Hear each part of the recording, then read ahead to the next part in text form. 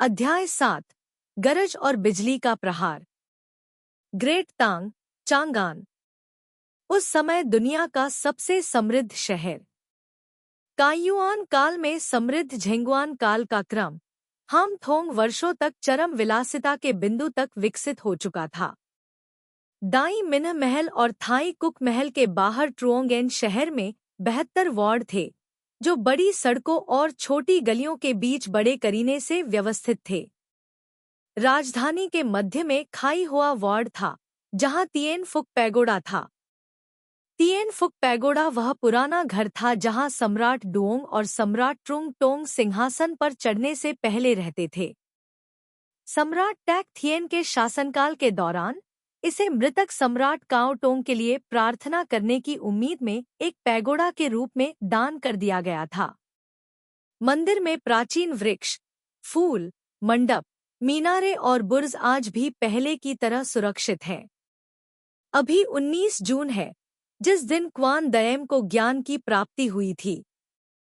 Tien फुक pagoda में लोग एक दूसरे से धक्का मुक्की करते हैं। यह मंदिर अपने झील के दृश्य के लिए प्रसिद्ध है। जानवरों को छोड़ने के लिए झील की परिधि लगभग 200 कदम है, लेकिन इसके अलावा भी भक्तों के पास रंग बिरंगी मछलियां खरीदने के लिए पर्याप्त पानी नहीं था, जिससे झील में भीड़ हो गई। लंबे समय से बारिश नहीं हुई थी। मौसम गर्म था। त्रुओंगन का पूरा शहर गर्मी में डूबा हुआ था। पसीने से लथपथ लोग अभी भी आगे बढ़ रहे थे, झील में मछलियां छोड़ना चाहते थे। भीड़ भरी भीड़ के बीच गलियारे के कोने में अभी भी एक खाली जगह थी, एक अनार का पेड़ जो लाल फूलों से खिल रहा था। आसमानी नीले रंग की रेशमी शर्ट पहने एक युवक पेड़ के नीचे खड़ा था। उसके हाथ उसकी पीठ के पीछे बंधे हुए थे। वह अपने सामने भीड़ को देख रहा था। उसके शांत व्यवहार से एक सुंदर और वीरतापूर्ण आभा निकल रही थी, जिससे गर्म मौसम ठंडा लग रहा था। उसकी निगाह शोरगुल भरी भीड़ के बीच से गुजरी, जानवरों को छोड़ने के लिए झील की ओर भागते लोगों की धारा की ओर देख रही थी। धक्का मुक्की वाली भीड़ में एक व्यक्ति अलग खड़ा था। अपने सुंदर और साफ सुथरे रूप के कारण नहीं, बल्कि इसलिए कि उसने नारंगी पीले रंग की लंबी पोशाक पहन रखी थी। भीड़ में वह बेहद चमकदार, लगभग चमकता हुआ दिख रहा था। जैसे ही वह आगे बढ़ा, उसने अपना सिर घुमाया और चिल्लाया, सुंग को, जल्दी करो, पीछे मत रहो। उसके पीछे गहरे लाल रंग का वस्त्र पहने एक नपुंसक चल रहा था, जिसका चेहरा कमल की कली के समान पतला था, बहुत नाजुक आकृति और दुबला शरीर था। टोपी नहीं पहने हुए, बस अपने बालों को एक बन में बांधे हुए और ऊपर एक चांदी का हेयरपिन लगाए हुए। हेयरपिन का सिर रोलिंग पत्तियों के आकार में नक्काशीदार जेड से बना था। ये दो लोग निश्चित रूप से चू तू तान और हुआंग तू हा थे। इस समय वे दोनों अपने हाथों में एक बड़ा कमल का पत्ता पकड़े हुए थे, जिसमें मछलियां थीं, उन्हें छोड़ने के लिए तैयार थे। लेकिन इस भीड़ भरे माहौल में हुआंग तू हा के लिए दृढ़ रहना मुश्किल था। वह केवल कमल के पत्ते पर पानी को बाहर गिरने से रोकने की कोशिश कर सकती थी। लीथू बाक अनार के पेड़ के नीचे खड़ी थी, उनके संघर्षपूर्ण रूप को देख रही थी, फिर चुपचाप ऊपर आसमान की ओर देखने लगी। आसमान उदास था, हवा दमघुंटू थी, बारिश होना चाहती थी लेकिन हो नहीं पा रही थी, जिससे पूरी राजधानी घुटन से भर गई थी। दूसरी ओर चू तू तान और हुआंग तू हा ने आखिरकार हार मान ली। निराश होकर कमल के पत्ते में मछली को वापस ले गए। अति भयभीत, झील की सतह मछलियों से इतनी भरी हुई है कि वह इतनी लाल और ऐंठती हुई दिखती है कि आप उसमें सुई भी नहीं डाल सकते। उसे छोड़ना तो दूर की बात है। चू तू तान की शिकायतें सुनकर लीथू बाक ने हुआंग तू हा की ओर ठंडी निगाह से देखा। मैंने तुमसे कहा था कि तुम यह तमाशा देखने मत जाओ। हुआंग तू हा ने झुंझलाहट में चू तू तान को देखा। क्या किसी ने मुझे मछली खरीदने के लिए घसीटने पर जोर नहीं दिया? और क्या ऐसा इसलिए नहीं है क्योंकि यह दशक में एक बार होने वाली भव्य धर्म सभा है? लोग कहते हैं कि तुम्हें बहुत पुण्य मिलेगा। चूतुतान ने कमल के पत्ते में फंसी मछली को देखा, जो बाहर आने के लिए तैयार थी, और असहाय होकर आहें भरते हुए कहा, क्यों न हम इसे घर ले जाकर भाप में पकाकर खा लें? अच्छा हुआ कि मैंने बड़ा वाला खरीदा। राजकुमार हाँ ने सहमति जताते हुए अपने हाथ में पकड़ी मछली को पत्ते में डालते हुए कहा, मैं यह सब आप पर छोड़ता हूँ। युवा स्वामी, पत्ते पर भीड़ में बैठी दो मछलियां अपनी पूंछ हिला रही थी और चूतू टैन के चेहरे पर पानी छिड़क रही थी। उसने भौहें सिकोड़ते हुए पूछा, क्या हुआ? युवा मालिक मछली खाने में अच्छे हैं, उसने जवाब दिया, फिर मुड़कर लिथू बाग के पीछे बौद्ध मंदिर की ओर चल दी। सुंग को, हिजड़े, ऐसा मत करो। चूते तान की आंखें आंसुओं से भर गईं, लेकिन उसे उन दो मोटी मछलियों पर तरस आ रहा था, इसलिए वह केवल पत्ता उठाकर उनके पीछे भाग सकता था। सामने बुद्ध का मुख्य हॉल था। धूप बत्ती चढ़ाने वाले मेहमान वेदी के सामने एक साथ खड़े थे। विशाल धूपदान में मेहमानों द्वारा रखी गई अगरबत्तियां और केक भरे हुए थे। हरा धुआं हवा में धुंधले बादलों में इकट्ठा हो गया, जिससे पूरा हॉल टेढ़ा मेढ़ा लग रहा था। धूपदान के दोनों ओर दो सुगंधित मोमबत्तियां थीं, जिनमें से प्रत्येक झांग ऊंची थी, जिससे लोग प्रशंसा में झूम उठते थे। मोमबत्ती की रोशनी में आम तौर पर केवल दो रंग होते थे, पीला और सफेद, लेकिन अब इसे 5 या 6 रंगों में बनाया गया था। इसके अलावा उन सभी रंगों को मोमबत्ती के शरीर पर उड़ते हुए ड्रैगन और नाचते हुए फीनिक्स से मेल खाने के लिए समायोजित किया गया था। केवल सुनहरा ड्रैगन और लाल फीनिक्स को लाल फूलों और हरी पत्तियों के साथ बैंगनी बादलों के बीच उड़ते हुए देखा जा सकता था। उन्हें शिल्पकार के हाथों से कुशलता से उकेरा गया था, जो जीवंत दिख रहे थे। मोमबत्ती के शीर्ष पर शुभ देवी द्वारा बिखरे हुए अनगिनत फूल हैं, जो नीचे गिर रहे हैं। नीचे देवदार के फूल और कीमती कमल हैं। असंख्य शानदार फूल 5 रंगों वाले ड्रैगन, फीनिक्स और बादलों को घेरते हैं। शानदार और शानदार, हर किसी को प्रशंसा करने पर मजबूर करते हैं। मोमबत्तियों का यह जोड़ा लू अगरबत्ती की दुकान से लू जियुआन द्वारा व्यक्तिगत रूप से बनाया गया था। ऐसा कहा जाता है कि अपनी ईमानदारी दिखाने के लिए उसने स्नान किया, धूप बत्ती जलाई और खुद को 7 दिन और 7 रातों के लिए अपने कमरे में बंद कर लिया। वह वास्तव में असाधारण है। मैंने यह भी सुना कि आज सुबह उन्होंने स्वयं ये मोमबत्तियां वितरित की, फिर थकावट के कारण बेहोश हो गए और उन्हें घर ले जाया गया।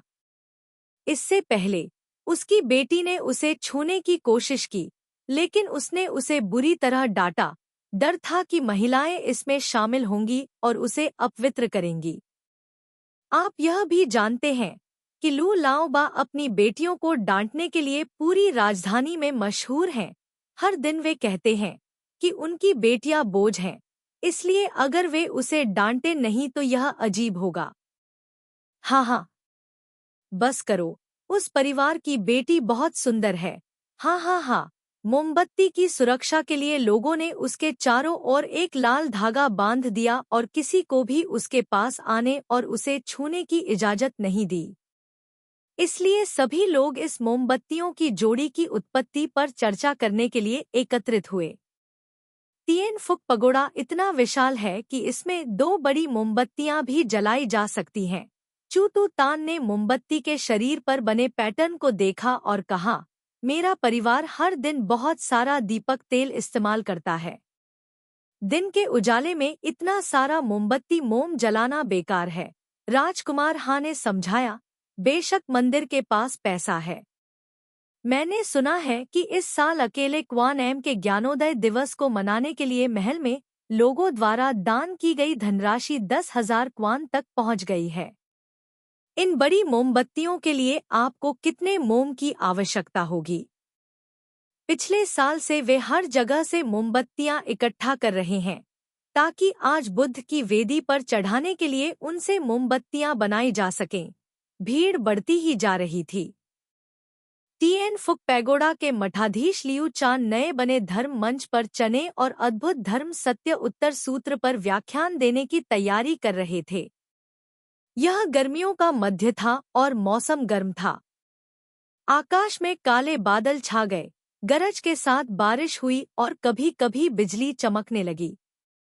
भारी बारिश होने वाली थी, लेकिन मंदिर अभी भी लोगों से भरा हुआ था, जो धर्म गुरु लियू चान के उपदेशों को सुनने के लिए खड़े थे। धर्म मंच मुख्य हॉल के सामने धूप बत्ती और बड़ी मोमबत्तियों के जोड़े से लगभग 5 कदम पीछे रखा गया था। होआंग तुहा समूह धूपदान के पीछे खड़ा था। धुंधले धुएं के बीच से लियू चान भिक्षु को देख रहा था। उन्होंने देखा कि वह लगभग 50 साल का था, बुद्धिमान और तेज तर्रार, स्पष्ट रूप से बोल रहा था, आज के महान भिक्षु जैसा व्यवहार कर रहा था। उसकी आवाज स्पष्ट और गूंजती हुई थी। धर्म की ध्वनि पूरे तिएन फुक शिवालय में गूंज रही थी। सुनने के लिए हर कोई चुप हो गया। ध्वनि शिवालय के हर कोने में स्पष्ट रूप से प्रसारित हुई। दुष्ट राक्षस बड़े पैमाने पर हैं। तथागत उन्हें दबाने के लिए अपनी सर्वोच्च जादुई शक्ति का उपयोग करते हैं, जिससे उनके सिर एक स्थान पर और उनके शरीर दूसरे स्थान पर हो जाते हैं। यह प्रतिशोध है। जब सभी बुराइयां उत्पन्न होंगी, तो बोधिसत्व उन पर 9 स्वर्गों की गड़गड़ाहट से प्रहार करेंगे, जिससे वे जलने लगेंगे और दुर्गंध पैदा करेंगे, जो प्रतिशोध है। दुनिया प्रतिशोध से भरी है। स्वर्ग और पृथ्वी एक दूसरे को जवाब देते हैं। इससे पहले कि वह बोलना समाप्त करता, आकाश में अचानक गड़गड़ाहट और बिजली चमकने लगी। एक चमकदार रोशनी फूट पड़ी। यह पता चला कि बाईं ओर की बड़ी मोमबत्ती पर बिजली गिरी थी और वह फट गई थी। आसपास के लोग जलते हुए मोम की चपेट में आ गए और तुरंत अफरा तफरी मच गई। हर कोई अपना सिर पकड़कर इधर-उधर लुढ़क रहा था। वे मोमबत्ती के जितने करीब पहुंचे, उतना ही दयनीय होता गया। कई लोग आग में फंस गए और उन्हें अपने शरीर पर लगी आग को बेतहाशा बुझाना पड़ा। गोलीबारी में फंसे लोगों के समूह में अचानक एक व्यक्ति था जो बुरी तरह चिल्ला रहा था, उछल पड़ा और अपने बालों को खरोंच रहा था। मैंने देखा कि पलक झपकते ही उसके बालों में आग लग गई। उसके शरीर पर मौजूद कपड़े भी जल गए। आसपास के लोगों ने उस व्यक्ति को भयंकर रूप से जलते हुए देखा। सभी घबरा गए और घबराकर भागने लगे। उन्हें डर था कि कहीं आग उन्हें भी न पकड़ ले। टिएन फुक पैगोडा, जो पहले से ही लोगों से भरा हुआ था, अब दर्द की चीखें गूंज रही थी। हर तरफ लोग घबराकर भाग रहे थे। भीड़ ने एक दूसरे को रौंद दिया, धक्का मुक्की की, जिससे सिर्फ एक झांग का अंतर रह गया, जहां जला हुआ आदमी लोटपोट हो रहा था और चीख रहा था। उसके बगल में विस्फोट के बाद मोम के अनगिनत टुकड़े जल रहे थे, इस हद तक कि ऐसा लग रहा था कि वह नरक की आग के बीच में था। चाहे वह कितना भी संघर्ष करे, वह फिर भी लपटों से फटा जा रहा था। उसके आसपास के लोग बाहर भागे और हुआंग जीहे को भीड़ ने धीरे धीरे बाहर धकेल दिया। वह मजबूती से खड़ा नहीं हो सका। अराजकता इतनी बेकाबू थी कि व्यवस्था बनाए रखने आए पुलिस अधिकारियों को धक्का देकर कुचल दिया गया। चूतुतान भीड़ में बह गया और वह स्थिर नहीं रह सका। घबराहट में उसके हाथ में पकड़ा हुआ कमल का पत्ता गिर गया और 2 मछलियां जो मुश्किल से जीवित थीं, जमीन पर गिर गईं और उन्मादी भीड़ ने उन्हें तुरंत कुचलकर टुकड़े टुकड़े कर दिया। उसने जो बेल्ट पहन रखी थी, जो पीले पर्स, बैंगनी चकमक पत्थर की थैलियों, हरी स्याही की कलम की थैलियों, चांदी के म्यान वाली कृपाणें, सभी प्रकार की रंग बिरंगी चीजों से भरी थी, धक्का मुक्की करती भीड़ में खो गई। नहीं, ऐसा नहीं हो सकता। हम जानवरों को छोड़ने आए हैं। यह हत्या में बदल रहा है। अच्छा, अच्छा। चूतुतान ने जल्दी से छलांग लगाई। मछली को बचाने के लिए नीचे बैठने का इरादा किया, लेकिन अप्रत्याशित रूप से भीड़ में बह गया। जितना अधिक वह धक्का मुक्की करता, उतना ही आगे निकल जाता। वह केवल अपने हाथों को उन्मत्तता से हिला सकता था। सुंग को होआंग को अब खुद को संभालना मुश्किल हो रहा था। उसे लगातार भीड़ के बीच में पीछे हटना पड़ रहा था। वह अस्थिर था। अचानक वह फिसल गई। उसका शरीर संतुलन खो बैठा और उसे लगा कि वह पीछे की ओर गिरने वाली है और कोई उसे कुचल देगा। लेकिन एक हाथ ने तुरंत उसका हाथ पकड़ लिया और उसे पीछे खींच लिया। होआंग तुहा ने ऊपर देखा और लीथू बाघ का चेहरा देखा। वह अभी भी शांत और इत्मीनान से था, उसके कंधे पर हाथ रखकर, उसे अपनी बाहों में सुरक्षित रखते हुए। अराजक भीड़ के बीच होआंग तुहा उसकी बाहों में स्थिर खड़ी थी, जैसे एक छोटी नाव एक शांतिपूर्ण बंदरगाह के खिलाफ झुकी हुई हो। चारों ओर की सारी अराजकता धीरे धीरे पीछे हट गई, एक भ्रामक पृष्ठभूमि बन गई, जो अब उसे परेशान करने में सक्षम नहीं थी। हुआंग जीहे के दिल में धीरे धीरे गर्मी फैल गई, जिससे उसके पूरे शरीर की मांसपेशियां सख्त हो गईं और उसकी सांसें तेज हो गईं। यह भावना वास्तव में घृणित थी, जिससे किसी के लिए दुनिया को शांति से देखना असंभव हो जाता है। ठीक उसी समय की तरह, जब वह उस व्यक्ति की बाहों में जकड़ी हुई थी, उसने अनजाने में ली शुबाई की बाह को दूर धकेलने के लिए अपना हाथ उठाया। ली शुबाई ने अपने पतले होठों को थोड़ा मोड़ा, उसे गहरी निगाह से देखा, धीरे धीरे उस हाथ को नीचे किया जिसे नीचे धकेला गया था। हुआंग जीहे भी स्तब्ध थी। इससे पहले कि वह अपना संयम वापस पा सके, उसने फिर से एक दयनीय चीख सुनी। यह वह व्यक्ति था जिसे जिंदा जला दिया गया था। उसकी दयनीय और हताश चीखें लोगों के दिलों को दहला रही थी। उसने ली शुबाई की आस्तीन खींची और घबराहट में पूछा, क्या हम उसे बचाने के लिए वहां जा सकते हैं?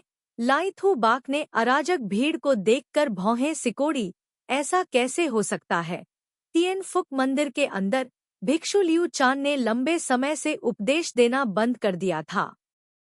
मंदिर में मौजूद शिष्य व्यवस्था बनाए रखने की पूरी कोशिश कर रहे थे। सरकारी दफ्तर के कर्मचारी भी कर्कश स्वर में चिल्ला रहे थे, लेकिन कोई फायदा नहीं हुआ। चारों तरफ भूतों के रोने और भेड़ियों के चीखने चिल्लाने जैसी अराजक चीखें थीं। पूरा तिएन फुक मंदिर तुला युद्ध का मैदान बन गया था। धक्का मुक्की और रौंदने के बीच अनगिनत लोगों के हाथ पैर टूट गए थे, मोच आ गई थी और जोड़ उखड़ गए थे। किसी ने दूसरे व्यक्ति पर लगी आग को बुझाने के लिए पानी की बाल्टी लाकर दी, लेकिन भीड़ को चीरकर उस तक पहुंचने का कोई रास्ता नहीं था। हर कोई धक्का मुक्की कर रहा था, देख रहा था कि वह आदमी कैसे इधर उधर लुढ़क रहा है, कमजोर होता जा रहा है, उसकी चीखें धीमी होती जा रही हैं। आखिरकार उसने एक दयनीय चीख निकाली जो अब किसी जीवित व्यक्ति की तरह नहीं लग रही थी, और फिर चुप हो गई। तिएन फुक पगोड़ा में उन्मादी भीड़ आखिरकार शांत हो गई। कई लोग मुख्य हॉल में गलियारे से नीचे या मछली के तालाब में भाग गए। कुछ ने अपने पैरों को गले लगाया और करा उठे, कुछ ने अपने उखड़ी हुई भुजाओं को गले लगाया और कोसने लगे। कुछ के सिर और चेहरे पर चोटें थीं। वे अपने चेहरे को ढंककर एक कोने में बैठ गए, अभी भी सुलगती हुई लाश की ओर इशारा करते हुए, और कांपते हुए कहा, क्या यह स्वर्ग की सजा नहीं है? उसके बगल में एक आदमी खड़ा था जिसके दांत टूटे हुए थे और मुंह खून से भरा हुआ था। उसने गुस्से में मुंह से खून थूका और कहा, मेरे ख्याल से यही वह प्रतिशोध है जिसके बारे में मास्टर लियू जेन ने अभी बात की थी, बिजली गिरने से। पता नहीं यह कौन है, रोज क्या क्या बुरे काम करता है कि बिना वजह हम भी इससे प्रभावित हो रहे हैं। कैसी बदकिस्मती है। भीड़ उदास दिख रही थी और अप्रत्याशित आपदा के बारे में उत्साह से बात कर रही थी। मैं जाकर देखूंगा कि दूसरा व्यक्ति कैसा है। यह देखकर कि अराजकता समाप्त हो गई है और एक अंतराल खुल गया है, हुआंग तुहा ने अपनी पीठ मोड़ी और सीधे जली हुई लाश की ओर चला गया। जमीन पर पड़ी लाश अभी भी सुलग रही थी। जमीन पर गिरा हुआ मोमबत्ती का मोम लगभग जलकर खत्म हो चुका था। सिर्फ कुछ छोटे छोटे टुकड़े बचे थे, ज्यादातर चमकीले लाल रंग के, हर जगह बिखरे हुए, ताजे खून से अलग नहीं दिख रहे थे। मंदिर के भिक्षुओं ने पानी लाकर आग में बाल्टी भरकर डाला, लेकिन वह व्यक्ति पहले ही जलकर राख हो चुका था। उसका चेहरा अब पहचाना नहीं जा सकता था और वह अब हिल भी नहीं रहा था। भूरे आसमान के नीचे सिर्फ सोने की परत चढ़ी फूलों वाली एक मोमबत्ती जली हुई लाश के बगल में खड़ी थी। आग लगने के बाद बची गंदगी से घिरी हुई, बेहद वीरान नजर आ रही थी। चू तू टैन को नहीं पता था कि उसे कहाँ धकेल दिया गया था। बस अब वह लंगड़ाता हुआ वापस आया, तुरंत जली हुई गीली लाश के बगल में बैठ गया और हुआंग तुहा के साथ शव का अध्ययन किया। प्रारंभिक निर्णय यह है कि यह एक आदमी है। इस हद तक जल गए। ऊंचाई अज्ञात, उम्र अज्ञात, त्वचा का रंग अज्ञात, विशेषताएं अज्ञात। हुआंग तुहा ने बीच में टोकते हुए कहा, मृत व्यक्ति पुरुष था, छोटा और पतला, गोरी त्वचा वाला, ज्यादा उम्र का नहीं, अनुमानतः 30 वर्ष से कम। लाल हिजड़े के कपड़े पहनना, कमर में काली बेल्ट बांधना, प्रारंभिक निर्णय में हिजड़ा ही माना जाएगा। चू तू तान ने अपने सामने जली हुई लाश को देखा, फिर आश्चर्य से उसकी ओर देखा। सुंग को, हिजड़ा वाकई अद्भुत है। शरीर इस तरह जलकर काला हो गया, लेकिन हिजड़ा अब भी कितनी चीजें देख सकता था। बाकी किसी चीज की तो बात ही छोड़िए, सिर्फ कपड़े, क्या वे सब जलकर राख नहीं हो गए? हुआंग तुहा ने चू तू तान को देखते हुए गला रुंध गया। जब पहली बार आग लगी थी, तो क्या हम सबने इसे अपनी आंखों से नहीं देखा था? क्या आप उसका फिगर, उम्र और कपड़े नहीं देख सकते? चू तू तान ने चुपचाप अपना सिर हिलाया। मैं मछली ढोने में व्यस्त था। तो भले ही वह इतना चिल्लाया कि उसकी आवाज भारी हो गई, लेकिन ऐसी तीखी चीख निश्चित रूप से एक सामान्य आदमी से नहीं आ सकती थी। क्या आप इसे सुन सकते हैं, युवा मास्टर? चू तू तान ने अपना सिर हिलाना जारी रखा। आसपास बहुत शोर है, मैं कुछ भी सुन नहीं सकता। ली थू बाक पहले ही दोनों लोगों के पास पहुंच चुके थे, भौहें सिकोड़ते हुए कह रहे थे, जब उसमें आग लगी तो मैंने भी इसे देखा। उसका शरीर, रूप और कपड़े बिल्कुल वैसे ही थे जैसा चोंगगु ने कहा था। इसमें कोई गलती नहीं है। चू तू तान ने दुखी होकर कहा, क्या मैं अकेला हूँ जिसने इसे नहीं देखा? मानो उसे सांत्वना देने के लिए ली थू बाक ने आगे कहा, हालांकि आग लगने से पहले मैंने भी इसे नहीं देखा था और इस बात पर ध्यान नहीं दिया कि वह उस समय कहाँ खड़ा था। ऐसे हजारों लोगों के बीच उसका शरीर इतना पतला और छोटा है कि जाहिर है उसे देखा नहीं जा सकता। चू तू तान ने कहा। हुआंग तुहा ने भौहें सिकोड़ी और सोचा, फिर लाश के बगल में रखा टोकन उठाने के लिए आगे बढ़ा। यह टोकन कांसे का बना था, जिस छेद से धागा पिरोया गया था उसमें अभी भी धागे की राख थी। टोकन काला हो गया था, लेकिन जैसे ही हुआंग तुहा ने उसे उठाया, वह उस पर उभरे हुए 5 शब्द पढ़ सका, डोंग जुओंग राजकुमारी महल। राजकुमारी डोंग जुंग का महल? ली थू बाक ने हुआंग तुहा के हाथ में टोकन देखा और भौहें सिकोड़ते हुए कहा, क्या यह राजकुमारी डोंग जुंग के महल का हिजड़ा हो सकता है? हुआंग तुहा ने गीले टोकन को बार बार पलटा।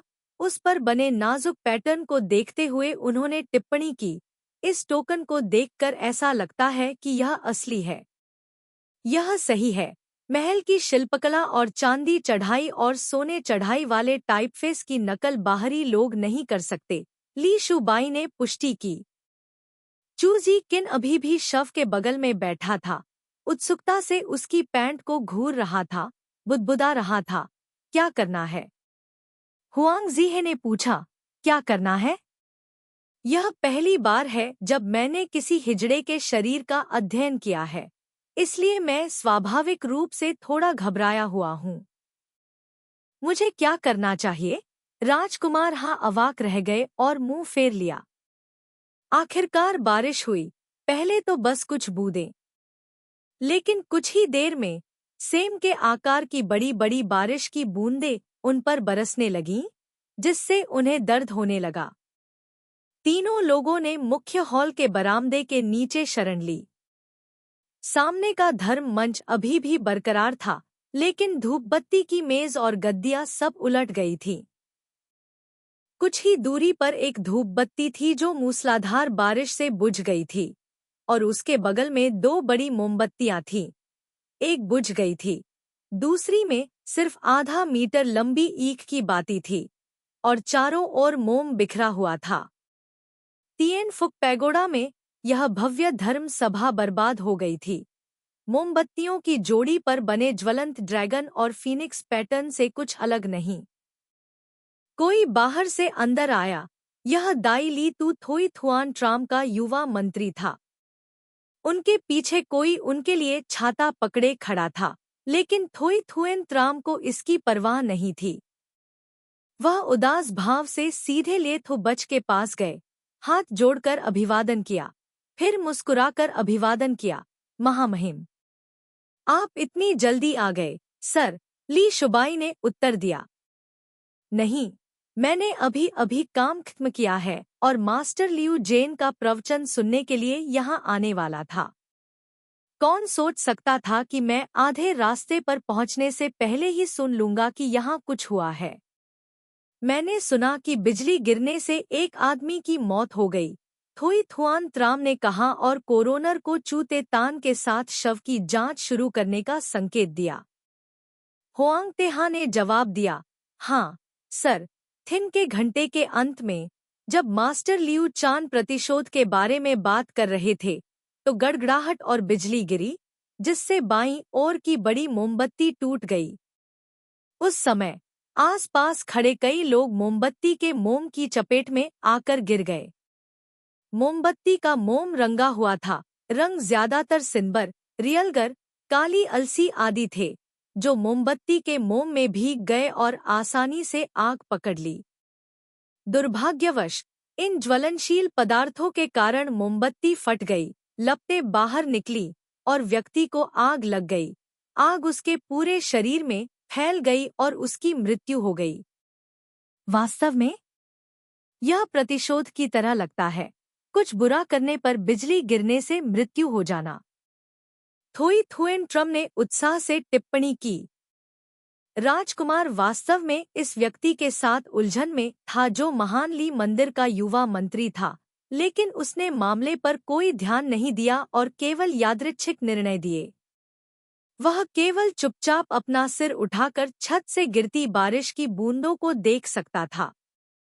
चूते तान ने थोई थुएन ट्रम को बाहर खींच लिया, इशारे करते हुए और अभी की स्थिति को याद करते हुए। कुई चुनजान के पीछे किसी ने छाता पकड़ा हुआ था, लेकिन झू जिकिन को इसकी परवाह नहीं थी।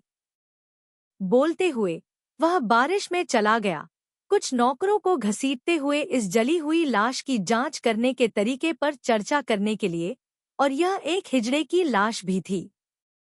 ली शुबाई छत के नीचे हुआंग जीहे के साथ कंधे से कंधा मिलाकर खड़ा था। अचानक अपना सिर घुमाया, हवा से उड़ती पानी की छोटी छोटी बूंदों को देखा, जो उसके माथे के सामने लहराते बालों की कुछ लटों को गीला कर रही थी, जैसे उसके बालों पर चावल के दाने के आकार के मोती उसके जेड सफेद माथे के बीच में चमक रहे थे, जिससे वह बेसुध हो गया। ली शुबाई ने इत्मीनान से अपना हाथ उठाया, उसकी आस्तीन उसके बालों से टकराई। बाहर मत खड़े रहो, बारिश तेज होती जा रही है। तभी अचानक हुआंग तुहा को एहसास हुआ कि वह उसके साथ कंधे से कंधा मिलाकर खड़ा था। यह वाकई बहुत असभ्य था। उसने जल्दी से एक कदम पीछे हटा लिया, लेकिन उसकी आंखें अभी भी बाहर बारिश में चूतुतान पर टिकी हुई थी। थोई थुआन ट्राम वापस आ गया था। उसने अपना सिर ढकने के लिए हाथ उठाया, निराश दिख रहा था। यह देखना वाकई असहनीय है। यह इस हद तक कैसे जल गया? ली थू बाक ने कहा। न्यायालय ने पिछले वर्ष से ही महान धर्म सभा के लिए तिएन फुक पैगोडा की तैयारी में मदद की है, लेकिन किसने सोचा था कि ऐसा कुछ घटित होगा और इसका अंत इतने दुखद दृश्य के साथ होगा। लेकिन अभी भी यह पता नहीं चल पाया है कि बिजली गिरने से जो बदकिस्मत व्यक्ति मारा गया वह कौन था। ली शुबाई ने उदासीनता से उत्तर दिया, यह डोंग जुओंग महल का एक हिजड़ा लगता है। ओह! थोई थुएन त्राम आश्चर्यचकित हुए। महाराज ने कहा, यह राजकुमारी डोंग जुओंग है। ली शुबाई ने थोड़ा सिर हिलाया। कुई चुन झान की अभिव्यक्ति और भी गहरी हो गई। ली शुबाई ने हुआंग जीहे को संकेत देने के लिए पीछे मुड़कर देखा, जिसने जल्दी से अपने हाथ में कार्ड कुई चुन झान को सौंप दिया। जले हुए कार्ड को पहली नजर में देखते ही कुई चुन झान के चेहरे पर ऐसे उदासी छा गई जैसे वह किसी अंतिम संस्कार में हो। यह वास्तव में राजकुमारी के महल का हिजड़ा है।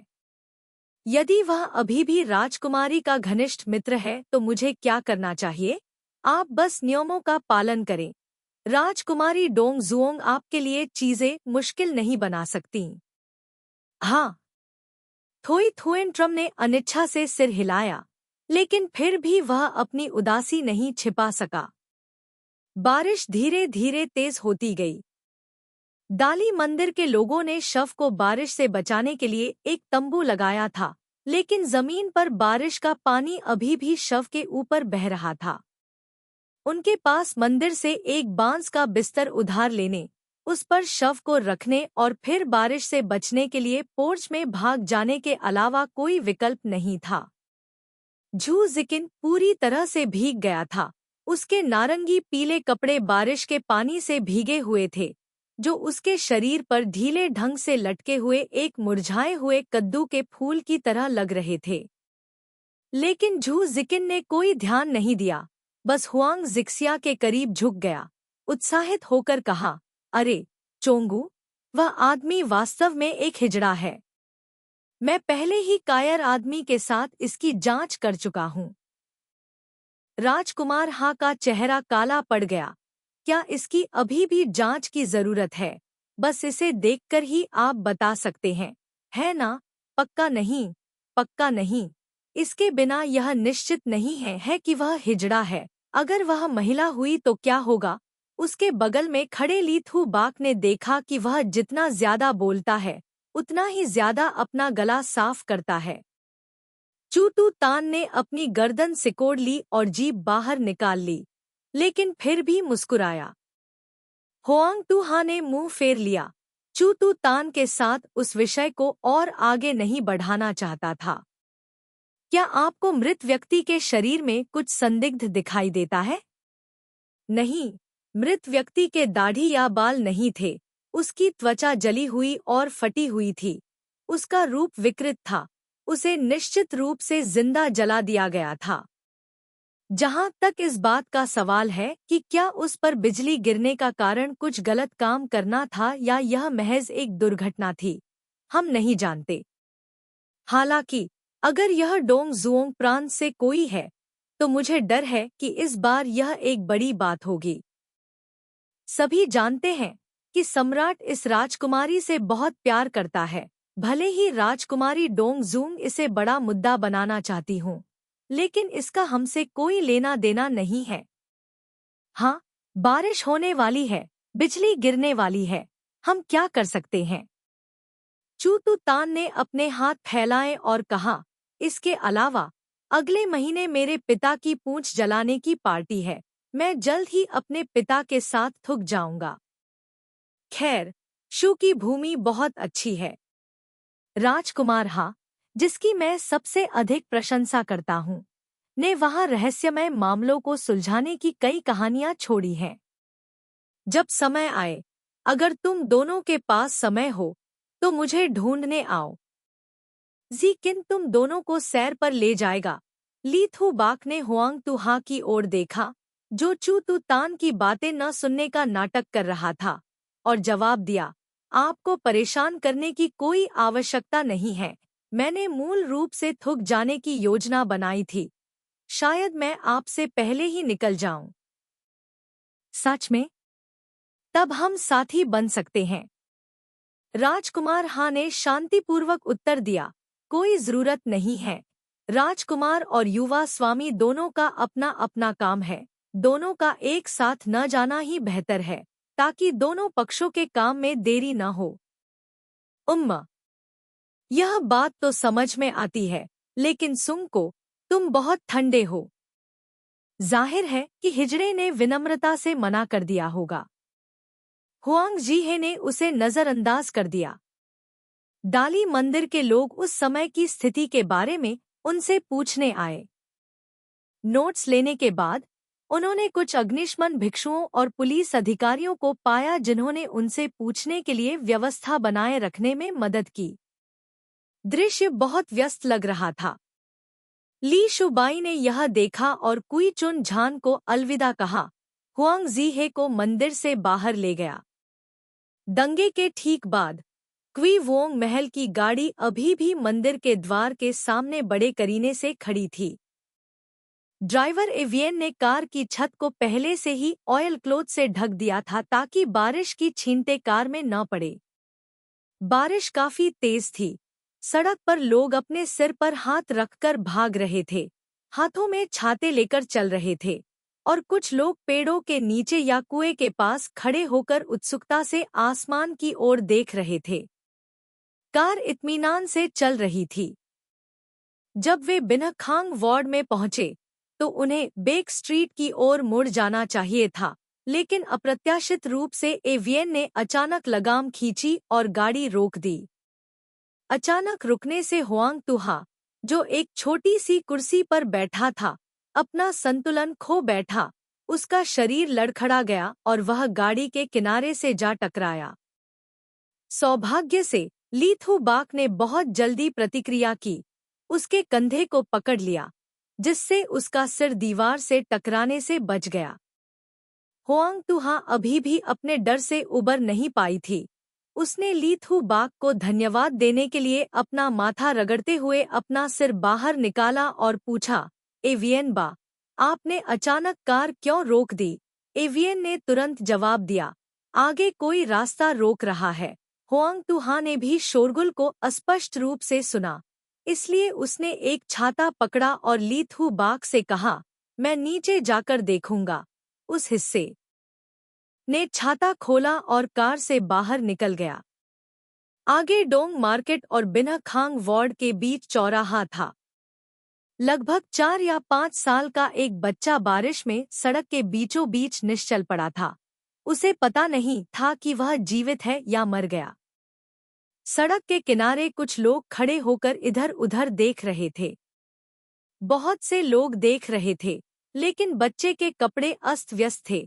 उसका पूरा शरीर गंदा था। वह भिखारी जैसा दिख रहा था, इसलिए लोग बस उसके चारों ओर इकट्ठा हो गए और इशारा किया, लेकिन किसी ने उसे स्थिति को देखने में मदद नहीं की। हुआंग तुहा एक पल के लिए झिझका, बच्चे को देखने के लिए जाने ही वाला था, जब उसने देखा कि भीड़ उसके चारों ओर इकट्ठी हो गई है और आगे देखने के लिए अपनी गर्दनें ऊपर उठाई हैं। पता चला कि एक युवक अभी अभी थांग नहीं पगोड़ा से बाहर निकला था। उसने सबसे पहले सड़क के बीच में पड़े भिखारी बच्चे को देखा, इसलिए वह जल्दी से चला गया। उसने जो छाता पकड़ा था उसे अपने कंधे पर रखा और उसे उठाने के लिए दोनों हाथ ऊपर उठाए। उस व्यक्ति ने चांदी की पाइन घास के पैटर्न के साथ कढ़ाई की हुई एक सफेद रेशमी शर्ट पहनी हुई थी जो हल्के से दिखाई दे रही थी। हरे रंग की नोक वाली कागज की छतरी ने सफेद शर्ट को और भी निखार दिया, जो नए उगते चांद की तरह शुद्ध थी। बच्चा बारिश में बेहोश हो गया। उसका पूरा शरीर कीचड़ से लथपथ था, लेकिन उसने परवाह नहीं की, फिर भी उसे धीरे से अपनी बाहों में पकड़े रहा। आसपास के लोगों ने देखा कि एक ऐसा शुद्ध और ईमानदार आदमी एक गंदे भिखारी के साथ इतना कोमल व्यवहार कर रहा था। सभी एक दूसरे को असमंजस में देखने लगे। लेकिन जब उसने अपना सिर उठाया तो उन्होंने उसका रूप स्पष्ट रूप से देखा और वे सभी अनजाने में एक सांस ले गए। चांगान में हर जगह बारिश हो रही थी। बारिश में उस आदमी का चेहरा पारदर्शी हो गया था, मानो उस पर बरसती बारिश ने उसे और भी पवित्र बना दिया हो। उसके चेहरे के भाव बहुत ही सुंदर थे, उसकी भौहें और आंखें बेदाग थीं। उनमें एक चतुराई झलक रही थी जो युवा और युवा का मिश्रण थी, जैसे कि चमकदार सूरज में एक नीला बादल जो लोगों को खुश कर देता है। चांगान शहर में लाखों लोग थे, लेकिन लाखों लोगों के बीच केवल एक ही ऐसा व्यक्ति था जिसकी आकृति सभी जीवित प्राणियों को प्रभावित करती थी। तांग राजवंश 300 वर्षों तक चला, लेकिन इन 300 वर्षों में इसने केवल ऐसी शुद्ध आत्मा को ही क्रिस्टलीकृत किया था। आसपास की भीड़ उसके रूप और स्वभाव को देखकर क्षण भर के लिए स्तब्ध रह गई, मदद के लिए दौड़ना भूल गई। बारिश ने आसपास के दृश्यों को धुंधला कर दिया। केवल सड़क के किनारे लगे टिड्डे के पेड़ों के पीछे छिपे हुए घर ही धुंधले दिखाई दे रहे थे, कभी दूर कभी पास। गंदी दुनिया अचानक धुंधली हो गई। पूरी दुनिया उसके लिए सिर्फ एक पृष्ठभूमि के रूप में मौजूद लग रही थी। होआंग तुहा ने अपना छाता उठाया, दुनिया को ढकने वाली बारिश के पर्दे के पीछे से उस व्यक्ति को देखा। वह वहीं निश्चल खड़ी रही, मानो वह दुनिया को भूल गई हो। उसे उम्मीद नहीं थी कि वह इस स्थिति में, इस भारी बारिश में उससे फिर कभी मिल पाएगी। छाता पकड़े हुए उसका हाथ कांप रहा था, ठंडी बारिश की बूंदें उसके पूरे शरीर पर गिर रही थी। लेकिन उसका शरीर बारिश से भी ज्यादा ठंडा था। बच्चे को पकड़े हुए आदमी उसकी तरफ बढ़ रहा था। उसने अपना सिर इस तरह झुकाने की कोशिश की कि उसके कंधे पर रखा छाता उसकी गोद में मौजूद बच्चे को ढक सके। बारिश का पानी उसके बालों से टपक रहा था, जो उसकी लंबी सफेद गर्दन से होते हुए उसके कॉलर में जा रहा था, लेकिन वह जरा भी अस्त व्यस्त नहीं दिख रहा था। वह बच्चे को सीधा उसके पास ले गया और बोला, माफ कीजिए, क्या आस-पास कोई दवा की दुकान है? बारिश होने लगी। बारिश की आवाज से पूरी दुनिया में शोर मच गया। उसकी आंखें उसके चेहरे पर रुक गईं। उसके वाक्य का दूसरा भाग घुट गया। वह उसे देखकर स्तब्ध रह गया। तेज बारिश, सरसराहट की आवाज ने होआंग तुहा को लगभग दफन कर दिया। लेकिन वह अभी भी अपने सीने में दबी खामोश चीख को साफ-साफ सुन सकती थी, मानो वह इस भारी बारिश पर हावी हो रही हो। वह हैरान थी, मानो एक पूरी जिंदगी बीत गई हो। लेकिन उसने अब उसकी तरफ नहीं देखा। उस आदमी ने अपना सिर नीचे किया, बारिश को अपने चेहरे पर गिरने दिया, केवल अपनी बाहों में बच्चे की रक्षा करने की चिंता करते हुए, और कदम दर कदम उसके पास से चला गया। उस पल में होआंग तुहा ने उसे चाकू जैसी ठंडी आवाज में कहते सुना, बेहतर होगा कि तुम गायब हो जाओ, इससे पहले कि मैं फार्मेसी से वापस आऊं। होआंग तुहा का गला रूंध गया, उसका पूरा शरीर अकड़ गया। उसने होश में आने की पूरी कोशिश की, लेकिन यह बेकार था, क्योंकि उसके सामने जो व्यक्ति था, वह वही था जिसने कई साल पहले उसकी आत्मा ले ली थी। लेकिन उसकी आंखें केवल ठंडी होकर आगे बढ़ी, फिर उसके चेहरे पर रुक गईं। नहीं तो मैं तुम्हारी राख को तुम्हारे माता पिता की कब्र पर जरूर ले जाऊंगा, ताकि स्वर्ग में उनकी आत्माओं को सुकून मिले।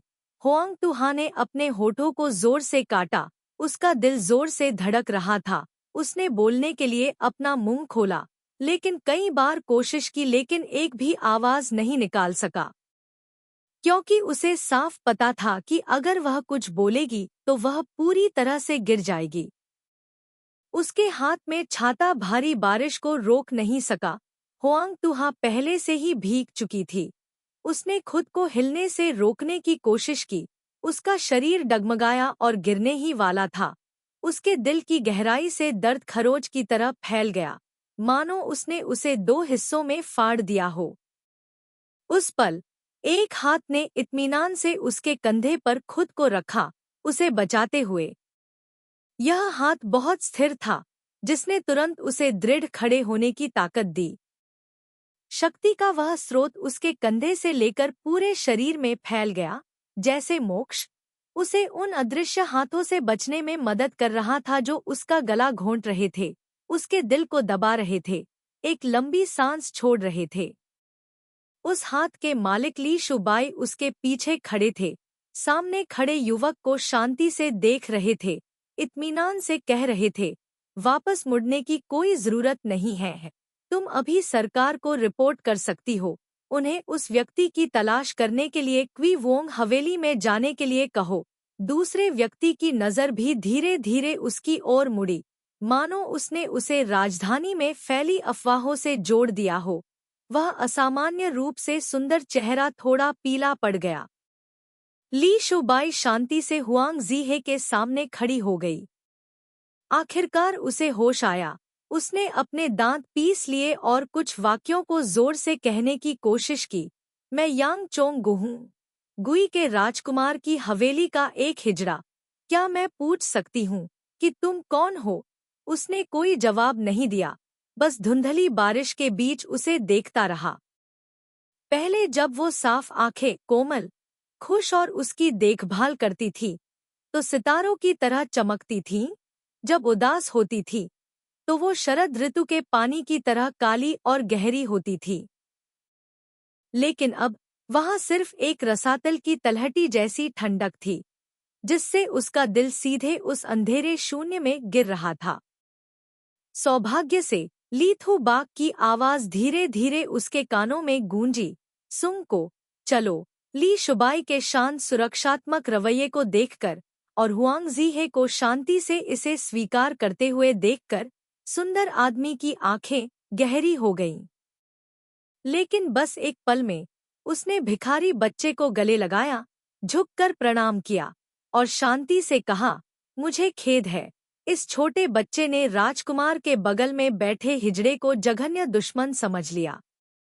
अब जब राजकुमार ने इसकी पुष्टि कर दी है, तो इस छोटे बच्चे को गलती से ही यह लगा होगा। अपनी बात समाप्त करने के बाद उसने हुआंग तुहा की ओर देखने की जहमत नहीं उठाई, पलटा और सीधे छोटी गली में चला गया। हुआंग तुहा अभी भी बारिश में वहीं खड़ा था, उसके हाथ छाते के हैंडल को कसकर पकड़े हुए थे, वह काँप रहा था। लीथू बाक ने ठंडे स्वर में याद दिलाया, वह व्यक्ति चला गया है। तुम कब तक वहां खड़े रहने की योजना बना रहे हो? अपने सामान्य सौम्य और शांत व्यवहार से पूरी तरह अलग उसकी आवाज अब ठंडी हो गई थी। वह अचंभित रह गई जब उसे अचानक एहसास हुआ कि उसका ऊपरी शरीर कई जगहों पर गीला था। वह कार से बाहर क्यों निकला और बारिश में उसे खोजने के लिए बाहर क्यों भागा, और उसे ढकने और उसकी मदद करने में संकोच क्यों नहीं किया? उसने दांत पीसते हुए हाथ में छाता उठाया और उसे ढक दिया। वे दोनों छाते के नीचे खड़े होकर एक दूसरे की सांसों को महसूस कर रहे थे। लीथू बाक ने चुपचाप अपना सिर नीचे करके उसे देखा। उसकी ठंडी आंखें उसकी लंबी पलकों के बीच से झांक रही थी। आसमान से हजारों बारिश की बूंदें छतरी के ऊपर बरस रही थी। बारिश में आस-पास की बड़ी छोटी सड़कें धुंधली हो गई थी। केवल भूरे नीले रंग के भ्रामक धब्बे रह गए थे। पूरी दुनिया और आकाश एक धुंधली जगह बन गया था। उस धुंधले दृश्य के बीच हुआंग तुहा ने लीथू बाक की आवाज सुनी, जो पास होते हुए भी दूर थी। वो तुयेन? राजकुमार हाथ चुप थे, ध्यानमग्न होकर छाते का हैंडल पकड़े हुए उनके बगल में खड़े थे, कुछ भी नहीं बोल रहे थे। यद्यपि छाते का हैंडल काफी चौड़ा था, वह केवल उसे ढकने में व्यस्त थी और उसके शरीर का पिछला आधा हिस्सा बारिश से भीग गया था। वह थोड़ा कांपने लगी। छाता पकड़े हुए उसका हाथ कसकर जकड़ा हुआ था। उसकी पोरें सफेद हो गई थी, लेकिन फिर भी उसने उसे जरा भी नहीं छोड़ा। लीथू बाक ने अपना हाथ ऊपर उठाकर हुआंग तुहा के हाथ से छाता पकड़ लिया। वह असमंजस में उसकी ओर देखने लगी। लेकिन उसने छाता ले लिया, उसका हाथ पकड़ लिया और धीरे से कहा, चलो चलें। ऐसा लगता है कि हुआंग तुहा को अभी भी एहसास नहीं हुआ कि अभी क्या हुआ था। ली थू बाक ने उसे घसीट कर ले लिया। उसे बस इतना पता था कि वह अपना सिर झुकाकर वाय वाय को देख सकती है जो उसके लिए छाता पकड़े हुए है, बारिश में इत्मीनान से सड़क पार कर रहा है, उसे चौराहे पर खड़ी गाड़ी की ओर ले जा रहा है। ट्रुओंग एन के 72 वार्ड बारिश में चुपचाप पड़े थे। पूरी शोरगुल भरी दुनिया दूर चली गई थी। केवल ली शूबाई की छतरी ने उसे बचाया, बाहर की बारिश को रोक दिया, उसे अंदर नहीं आने दिया। उसका ठंडा हाथ ढीला था, उसके हाथ में स्थिर पड़ा था, गतिहीन। मूसलाधार बारिश के बीच उसकी आवाज धीरे से उठी, 3 दिन में हम शू के लिए निकलेंगे। वह चुप थी। बारिश अचानक तेज हो गई। छतरी के ऊपर बारिश की आवाज ने उसके विचारों को जगा दिया। उसे नहीं पता था कि कितनी देर बाद उसने उसकी गहरी, टूटी हुई आवाज को धीरे धीरे बोलते हुए सुना। दरअसल, जब मेरे परिवार के सदस्य की मृत्यु हो गई और मुझ पर अपराधी होने का आरोप लगाया गया, तो मुझे भी वो तुयेन पर शक हुआ। ली थू बाक ने उसकी ओर देखा। बारिश में, छतरी के नीचे, वे इस दुनिया से बिल्कुल अलग दुनिया में बह गए थे। वह बहुत करीब थी, लेकिन वह दूरी जो उसने सोचा था कि अगर वह अपना सिर नीचे कर ले तो वह पहुंच सकता है, वह इतनी दूर थी कि ऐसा लग रहा था कि उस पर बरस रही बारिश उस पर बिल्कुल भी नहीं बरस रही थी। लेकिन उसने केवल थोड़ा सा सिर हिलाया। एक बाहरी व्यक्ति के दृष्टिकोण से, मुझे भी वह आदमी संदिग्ध लगता है, खासकर जब उसने नौकरानी को खरीदने के लिए तुम्हें धोखा दिया। उसे समझाने में कठिनाई हुई। वास्तव में, हमने पिछले 3 सालों में ऐसा कई बार किया है, यह पहली बार नहीं है। अगर वो तुयेन का ऐसा करने का इरादा होता, तो वह तब तक इंतजार क्यों करता? अगर हमने उसे साल के अंत और नए साल की शुरुआत में जहर दिया होता, तो क्या मेरे रिश्तेदार और अधिक इकट्ठा नहीं होते? इसके अलावा, क्या आपको यकीन है कि उसे जहर देने का मौका नहीं मिला? मैं इस बात की पुष्टि करता हूँ। यद्यपि हुआंग तुहा की आवाज धीमी थी, लेकिन उसके द्वारा बोले गए प्रत्येक शब्द स्पष्ट थे। वो तुयेन के पास स्पष्ट बहाना है। उस समय वो तुयेन मेरे घर आया था। वह मेरे पीछे पीछे केवल खुबानी के फूल तोड़ने के लिए पीछे के बगीचे में गया था। वह रसोई के करीब भी नहीं जा सकता था। बकरी के खुर के सूप के कटोरे को छूना तो दूर की बात थी। जब वो तुयेन वहां से चले गए, तो बकरी शायद अभी भी जीवित थी और रसोई घर के पास बंद थी। ली शुबाई ने एक क्षण सोचा और फिर पूछा, उसके आपके घर से चले जाने के बाद क्या हुआ? मैंने सुना कि वह मेरे घर से दूर चाय पी रहा था और दोस्तों के साथ बातें कर रहा था, और वह बीच रास्ते से नहीं गया। तो वह जहर बिल्कुल नहीं दे सकता? सही। न समय, न अवसर, न प्रेरणा। उसने अपनी सांसों को नियंत्रित करने की कोशिश की। काफी देर बाद वह कांपते हुए बोली, महाराज ने भी यह देखा है। वो तुयेन एक अच्छा इंसान है। दयालु बनो, सड़क पर भीख मांगने वाले पर दया करो। ली थू बाक ने छाता उठाया और दोनों बारिश में चुपचाप खड़े रहे। गर्मियों की बारिश बरस रही थी। हवा और बारिश ने दोनों के कपड़ों के हेम को गीला कर दिया था। उसके झुके हुए चेहरे को देखते हुए ली शुबाई ने अचानक धीरे से पूछा, अगर शू में पहुंचने के बाद सभी सुराग गायब हो गए हैं और सच्चाई नहीं मिल सकती है, तो आप क्या करेंगे? हुआंग तुहा ने चुपचाप अपने होंठ काटे। काफी देर बाद उसने कहा, इस दुनिया में जो कोई भी बुरे काम करता है, वह निश्चित रूप से निशान छोड़ जाएगा।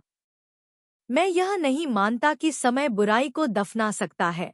ठीक है, ली थू बाक ने भी बिना किसी हिचकिचाहट के स्पष्ट रूप से कहा, मैं हमेशा आपके पीछे खड़ा रहूंगा।